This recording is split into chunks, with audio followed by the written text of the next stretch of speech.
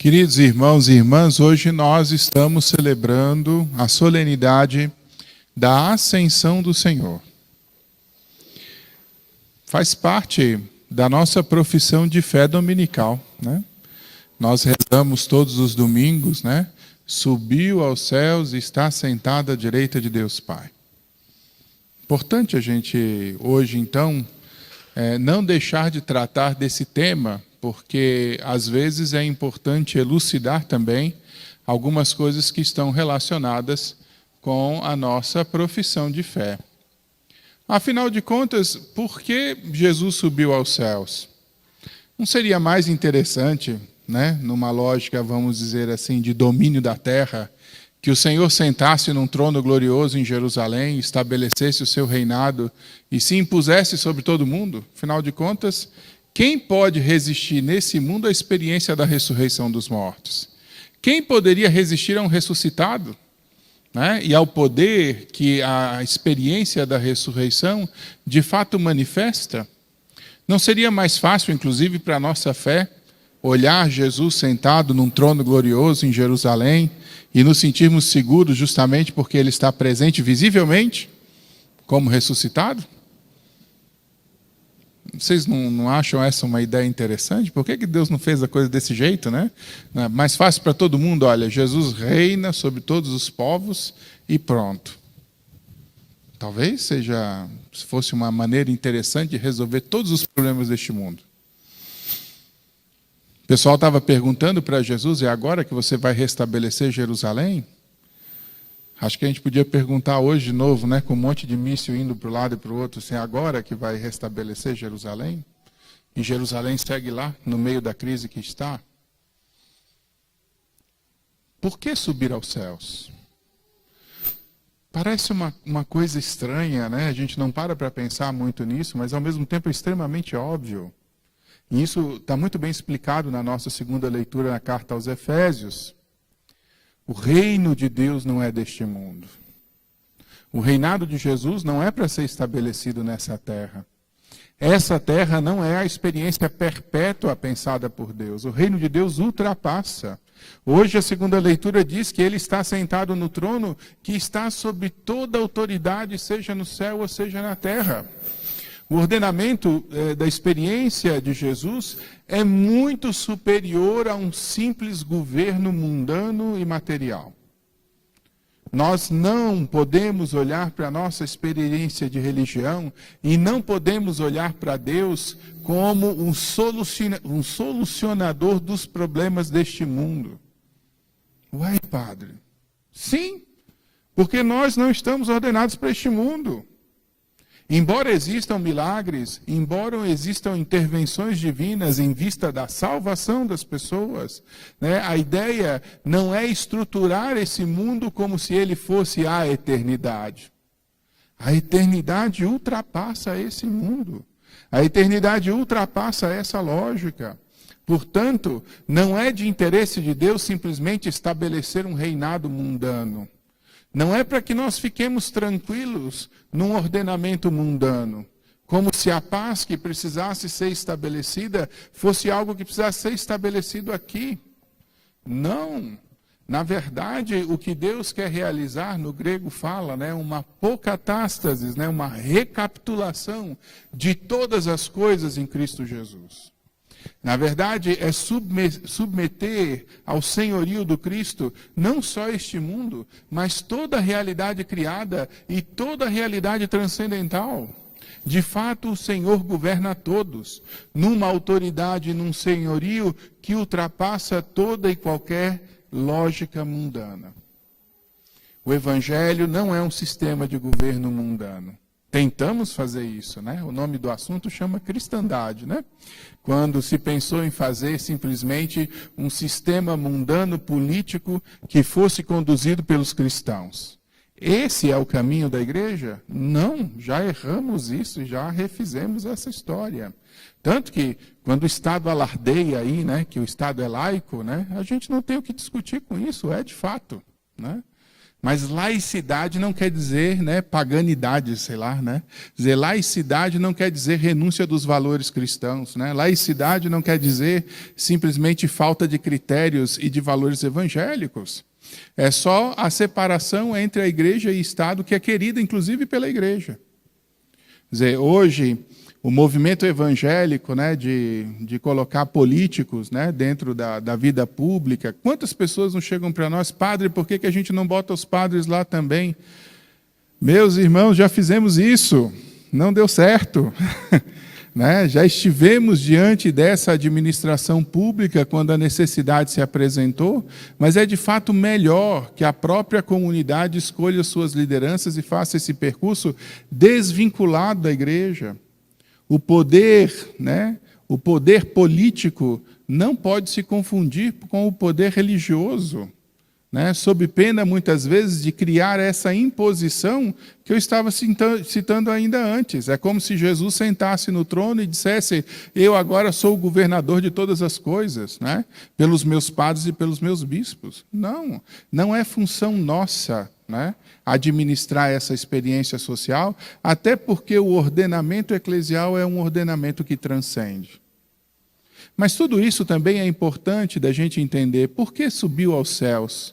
Subiu aos céus para levar aos céus algo que não estava lá. O que não estava lá? Não estava lá a humanidade. Jesus, ao retornar aos céus, leva consigo uma humanidade gloriosa, que na verdade é uma síntese tanto da expiação dos nossos pecados, como também daquilo que pode ser considerada a perfeição humana, porque em Cristo está a excelência da humanidade. É preciso lembrar algo que foi dito no Evangelho de João, no capítulo 10, quando Jesus fala: eu sou a porta. Eu sou a porta. Nós entramos, né, à presença do Pai pela porta Jesus Cristo. É a humanidade de Cristo, ferida pela experiência do pecado, e aí tornada sacrifício, ou seja, sacralizante da humanidade, a humanidade de Cristo que sacraliza toda a humanidade, que é levada aos céus e que se torna porta para toda a humanidade convertida de poder entrar na experiência da graça e de estabelecer essa comunhão com Deus. É necessário, então, que a humanidade redimida vá, né, a experiência da graça e a experiência da glória a partir de Jesus Cristo. Se trata de dizer que ele é o primogênito entre todos os outros que não são só nascidos na carne, mas que são também restabelecidos na graça. Por isso, Jesus é o primeiro, e ao ser o primeiro, dá a possibilidade a todos os outros que, vivendo a sua experiência de vida cristã, se tornem capazes de alcançar para si também essa experiência de vida, essa experiência de ressurreição. Como é importante, né, que nós também possamos compreender que esse dado da revelação que nós professamos todos os domingos tem algo a ver de modo profundo, né, em relação a nós.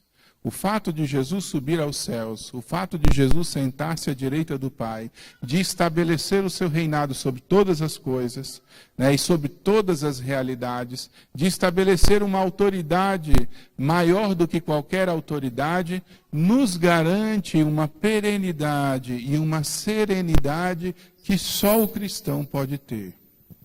O senhorio de Jesus, determinado, né, finalizado na experiência da subida aos céus, nos garante justamente que o céu passa a ser agora também destinação nossa.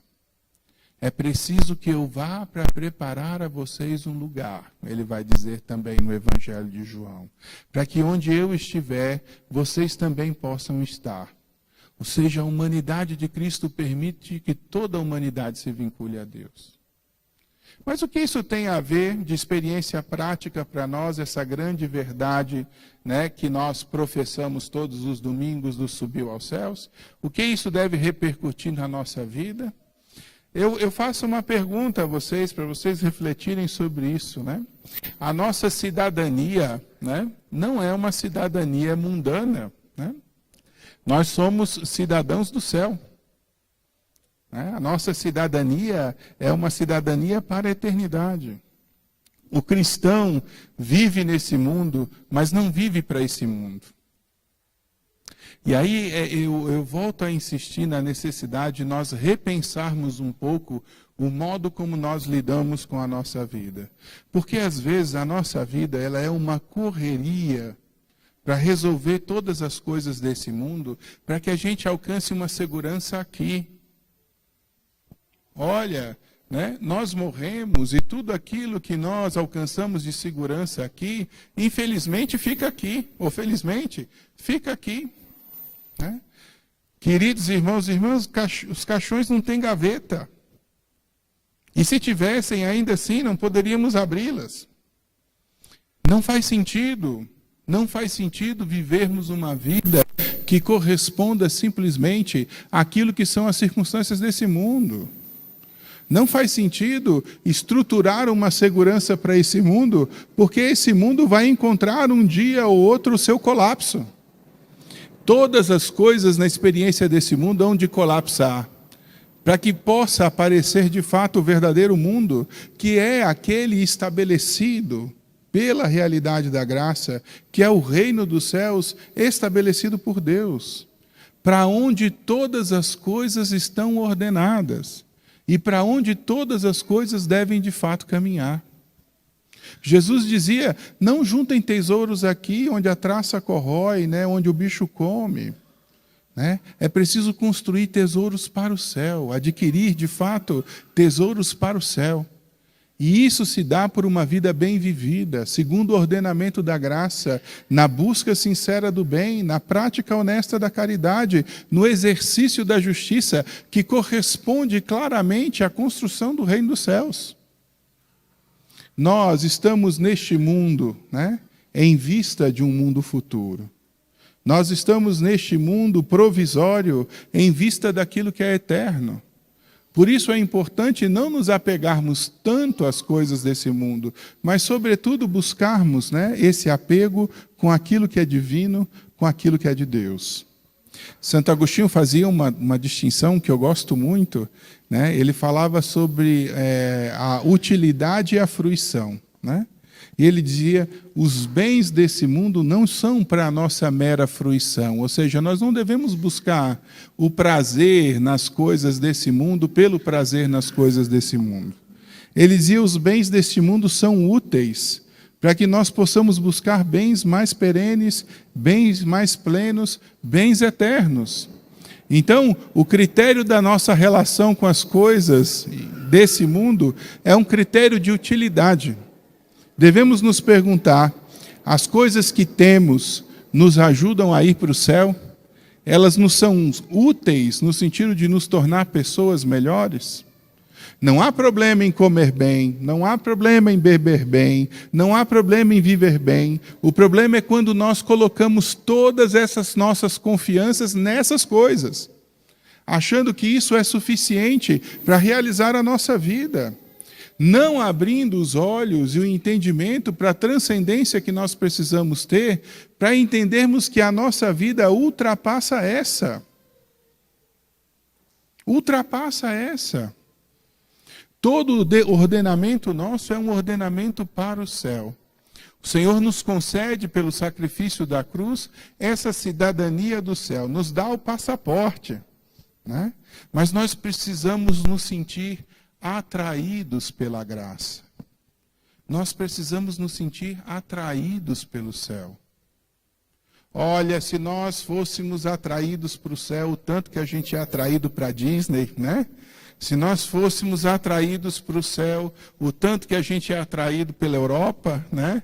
Se nós fôssemos atraídos para o céu, o tanto que a gente é atraído por um jantar bom, por uma bebida boa, talvez o céu fosse uma presença maior em nós. A pergunta que às vezes fica dentro de mim é o quanto nós nos sentimos atraídos pelo céu. O quanto nós desejamos de fato estar lá. Será, né? Porque às vezes a gente tem um sinal trocado, né? Não é que essa vida toda seja só ilusão e sofrimento, mas essa vida toda é um caminhar para o céu, é um caminhar para a graça. Será que nós sentimos essa atração pelo céu? Nós queremos o céu o tanto quanto nós queremos as coisas que nós procuramos hoje nessa vida? E aí é onde eu acho que está a contradição, porque nós deveríamos desejar mais o céu do que as coisas. Nós deveríamos desejar mais a graça do que as possibilidades e as seguranças mundanas. Nós deveríamos desejar muito mais a intimidade com Deus do que a mera satisfação prazerosa nesse mundo. E de repente, envidamos esforços para conquistar todas as coisas nesse mundo e não conseguimos dar passos para nos...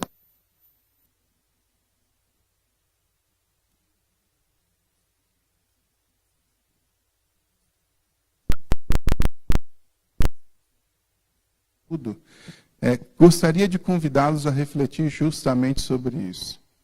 Independente do que a gente decidir fazer na nossa vida, Deus detém o senhorio sobre tudo e sobre nós. Independente do que a gente decidir na nossa vida. Se a gente amar a Deus ou não amar a Deus, Ele segue sendo o nosso Senhor. De fato, o que é que nós vamos alcançar quando chegarmos no final dessa vida? O que é que vamos alcançar quando encontrarmos o colapso de todas as nossas seguranças nessa vida? Quando a gente se deparar com aquilo que a gente não consegue reformar. Ou seja, quando estivermos diante do Senhor, Ele sim que tem poder sobre todas as coisas. Quando as nossas seguranças, quando as nossas lógicas caírem diante da inevitabilidade da morte e do confronto com o Senhor, o que sobra da experiência desse mundo? Será que nós cultivamos e construímos a nossa cidadania para o céu? Ou será que nós nos apegamos tanto a uma lógica mundana a ponto de não conseguir enxergar aquilo que é mais nobre, aquilo que é mais importante, aquilo que é mais digno de cuidado, que é exatamente a caridade? Não vamos poder pagar a nossa entrada para o céu a peso de ouro. Não vamos. Não vamos poder dar o jeitinho brasileiro, na hora de chegar na porta do céu. Não tem jeitinho, Porque diante de Deus a verdade se vê desvelada. Nós nos veremos tal como somos, do mesmo modo como veremos Deus tal como Ele é. E ali são manifestas todas as coisas. No Evangelho, depois na carta de São João, é dita uma coisa que eu sempre penso nela, assim, que não há nada que esteja escondido, que não será manifesto. O Senhor vai colocar luz sobre todos os espaços da nossa vida. E colocar luz é uma coisa boa, iluminar-se é uma coisa boa, para quem vive de bem, para quem vive da graça, para quem procura o céu. Não tem problema, queridos irmãos e irmãs, termos defeitos. Não tem problema termos dificuldades. Não tem problema nem sequer não conseguirmos fazer todas aquelas coisas que nós gostaríamos de fazer para honrar e louvar a Deus. Todas essas limitações, Deus já conhece e já sabe. Qual que é o problema? O problema é quando nós nos esquecemos de Deus. O problema é quando nós vivemos a nossa vida como se Ele não existisse. O problema é quando realmente colocamos as nossas seguranças em coisas que, na verdade, não vão ser capazes de nos segurar. Uma definição bonita dada por Santo Agostinho também sobre o pecado, ele diz que o pecado é amor sui usque contemptum Dei. O amor a si mesmo até o esquecimento de Deus. É disso que nós estamos falando. O pecado é isso, é o amor a si mesmo até o esquecimento de Deus. Quantas pessoas vivem hoje esquecidas de Deus, preocupadas com as suas próprias coisas? E ele vai dizer, Agostinho, o contrário, que a santidade é amor Dei usque contemptum sui, o amor a Deus até o esquecimento de si. E é esse o sentido próprio da caridade, porque o amor está justamente na experiência de se dar, de ofertar-se ao outro, a ponto de não se preocupar mais consigo. Quando a gente ouve o mandamento do amor, a gente entende que na vida humana não vai haver verdadeira felicidade, onde não existir verdadeiramente a oferta generosa e amorosa de nós mesmos.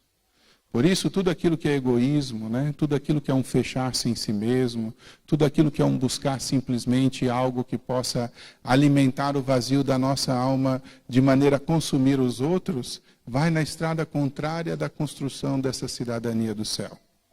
O céu é, de fato, uma abertura para uma experiência mais plena de graça, para uma experiência mais plena de Deus. Hoje, então, no dia que o Senhor subiu aos céus, agradeçamos. Façamos uma grande ação de graças, porque o Senhor abre as portas do reino definitivo a todos aqueles que quiserem participar da sua glória pela força da ressurreição. Agradeçamos a Deus pela oportunidade que temos de alcançar uma plenitude que nós, pelas nossas próprias forças, não seríamos capazes de alcançar. Mas agradeçamos, sobretudo, porque Deus nos ama imensamente, a ponto de nos querer vinculados de modo tão profundo a Ele, porque o céu consiste, sobretudo, um viver em Deus, para Deus, né, e com Deus. E assim, a nossa vida se ordena para a plenitude que nós devemos buscar. Louvado seja nosso Senhor Jesus Cristo. Para sempre seja louvado. Creio em Deus Pai Todo-Poderoso, Criador do céu